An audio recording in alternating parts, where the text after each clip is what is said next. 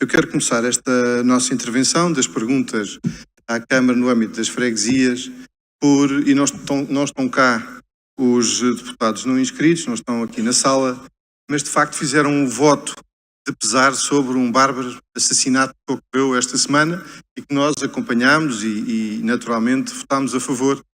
Mas o que é certo é que era preciso ter dito, ainda não é preciso, desculpem lá, ainda não é preciso. Obrigado. Era preciso dizer, e portanto nas considerações isso não vem, que de facto há um problema com a comunidade cigana na cidade de Lisboa e que mais uma vez é uma situação que nos afeta a todos e que tem que ser resolvida. Não pode generalizar, Sr. Deputado. Sra. Presidente, desculpe, é factual. É factual, mas não pode generalizar, está bem? Vamos continuar, não pode generalizar. Eu não preciso do seu paternalismo, peço não desculpa. É paternalismo, é uma questão de crime por ofensa. Não é extensível a outras bancadas. Desculpe, não é paternalismo, é uma questão de crime por ofensa.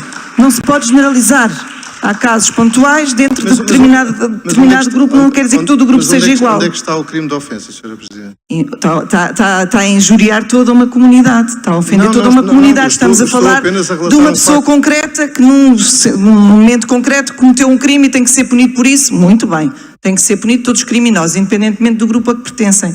E, portanto, nem todas as pessoas do determinado grupo pertencem e são criminosas. É só isso que eu queria chamar a atenção, porque a fronteira entre a discriminação e aquilo que é a liberdade de expressão é ténue. E eu só estou a pedir para não generalizar. Pode continuar o seu discurso, só estou a pedir para não generalizar. Pode continuar a sua opinião e a sua ideia.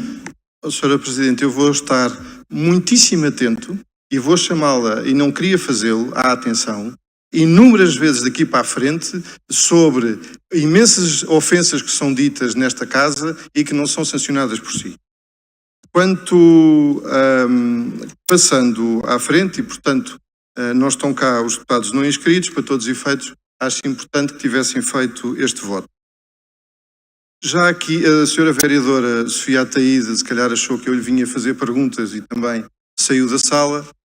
O que é certo é que eu queria lhe fazer uma pergunta, portanto o Sr. Vice-Presidente vai para si. Que é isto, Sra. Presidente, a bancada do CDS também está um bocadinho excitada. Vamos deixar ouvir o deputado Bruno Mascarenhas, por favor. Pronto. Certo, mas não podem impedir que fale o deputado que está agora na hora de falar. Deputado Bruno Mascarenhas tem a palavra, agradeço que os à parte sejam um pouco mais silenciosos, não interrompam a fala do deputado Bruno Mascarenhas. Não, sim, ainda por cima, porque aqui as nossas intérpretes de linguagem gestual depois têm dificuldade em transmitir lá para casa o que se está a passar.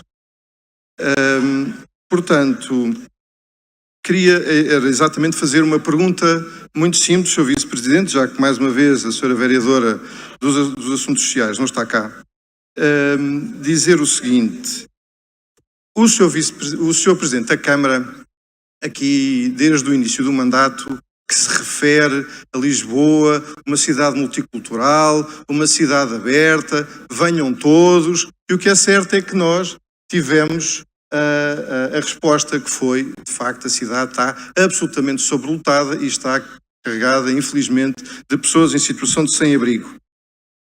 E agora, na véspera das cerimónias do 5 de outubro, o Sr. Presidente da Câmara, para vir fazer o seu número, naturalmente conseguiu erradicar, afastar todas estas pessoas, que é bom tirá-las da rua, e isso é positivo. Mas agora a pergunta que se faz é o seguinte, e nós tivemos o outro dia uma audição com o senhor ex-administrador da Santa Casa, que nos disse o seguinte: a cidade de Lisboa neste momento tem cerca de 6 ou 7 pensões, quem estava na comissão provavelmente lembrar-se-á disto, 6 ou 7 pensões que estão lotadas. E, portanto, não há espaço na cidade de Lisboa para acomodar estas pessoas. E agora eu pergunto, então, se não há pensões, para onde é que eles foram? Porque se foram para um hotel, e para onde, ou seja, a pergunta que tem que se fazer é exatamente para onde é que foram colocadas estas pessoas. E há pouco o outro grupo municipal fez a pergunta, quanto é que isto custa? E portanto é exatamente isso que nós queremos saber. Porque não basta, e a resposta da Câmara tem sido sempre, bem, nós temos 70 milhões de euros e, portanto, atiram sempre o dinheiro para cima dos problemas, mas não se resolvem, de facto, os problemas. E era essa a pergunta que eu queria deixar.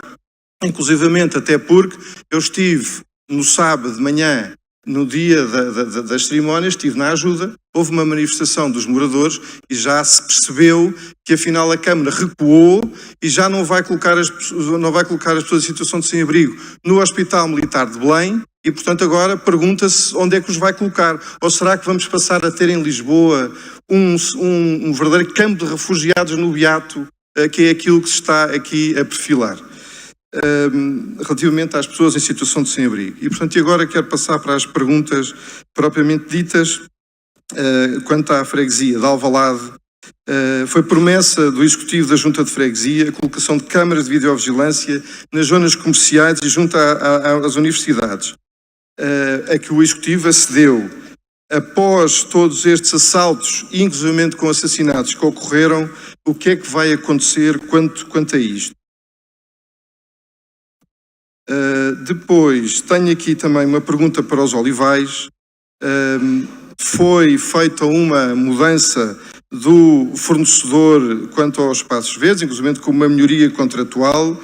O que é certo é que, infelizmente, a situação ainda não está, portanto, em condições e que esta melhoria contratual ficam a não asseguradas melhores condições de manutenção e conservação. Quanto a Campo de Ourique, a Câmara já tem ou não um local para a construção do pavilhão desportivo em Campo de Ourique. Queria também fazer uma pergunta quanto a Santa Clara, que é na zona da Quinta das Lavadeiras, a iluminação artificial é deficiente, pois fica tapada pelas árvores, a rua fica escura, logo insegura. Estão a pensar como resolver esta questão. E tendo em conta que também já foi aqui referido pelo um grupo municipal que me antecedeu, a situação do Braço de Prata é de facto uma situação de ilegalidade que continua e que persiste e que a Câmara até agora não tomou conta do assunto. E agora, agora sim tenho umas imagens para colocar quanto à freguesia de Santa Maria Maior. E o que é certo é que eu gostava, portanto, tenho aqui este vídeo, que isto são... sim.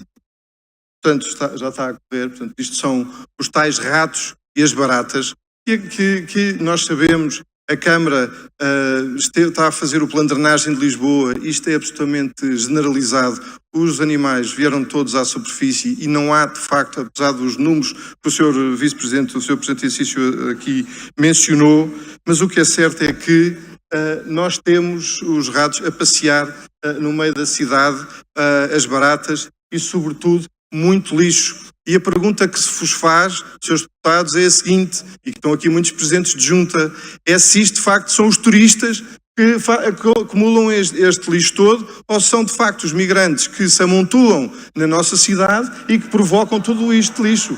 Isto são os turistas que fazem isto, Srs. Deputados, naturalmente que não são, portanto nem são, portanto, e o senhor Presidente da Junta de Freguesia, e eu quero dizer-lhe isto, Sr. Vice-Presidente, que nós temos um reforço da verba para a higiene urbana quanto a Santa Maria Maior de 700 mil euros. Tivemos depois ainda um adicional, portanto, que é a proposta 134 de 2024. Temos uma outra 160 de 2023, também de 100 mil euros ano. E eu pergunto se a Câmara, quando olha para isto, diz se o dinheiro está a ser bem emprego ou não está a ser bem emprego. Parece-me claramente que não está a ser bem emprego. E, portanto, fico-me com estas questões. Espero que, agora que já temos aqui de regresso a Sra. Vereadora, possa responder às perguntas que, entretanto, foram colocadas. Muito obrigado.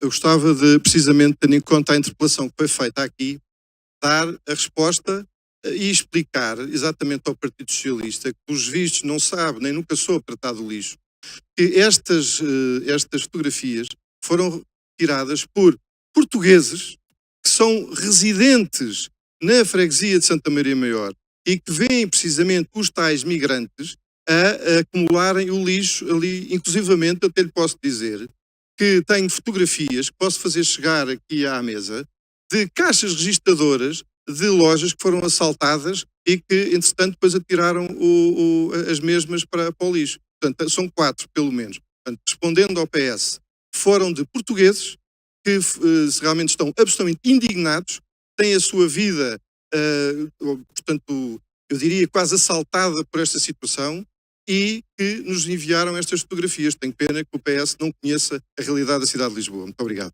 Foi rápido e tinha aqui umas perguntas a fazer ao senhor vereador quanto a este bloco de propostas relativamente aos espaços verdes. Desde logo, a primeira coisa que eu quero deixar e salientar é a tentativa, que me parece que é óbvia, de transparência e de tentar ser o mais exaustivo possível relativamente à apresentação das propostas. Acontece que, na realidade, na proposta 580, no ponto 2.4 da informação da Câmara diz: feita a análise das propostas conforme relatório preliminar que se anexa.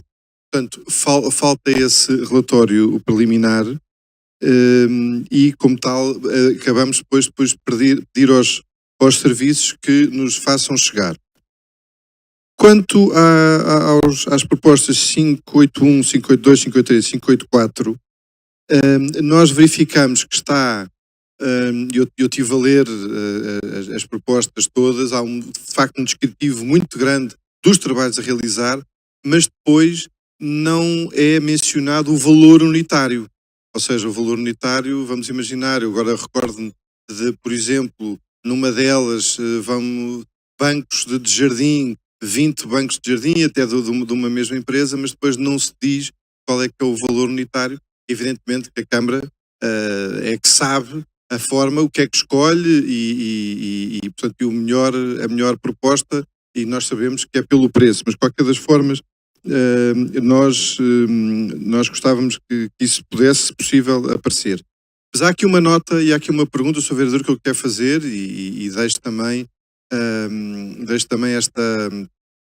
no fundo, esta questão, que é: porquê é que os senhores estão a fazer um acordo quadro por este período de tempo de 3 anos? Podem fazer de 1, 2, 3, 4. Porquê é que fazem por 3? Porque ao fazerem ao 3 anos, estão a condicionar o próximo executivo municipal, pelo menos até metade do seu mandato. E, portanto, eu compreenderia que os senhores fizessem 2 anos, este que falta, e o próximo do primeiro mandato do próximo executivo. Agora, condicionar, isso não nos parece correto e, portanto, o nosso sentido de voto até aqui vai ser precisamente pela abstenção. Muito obrigado.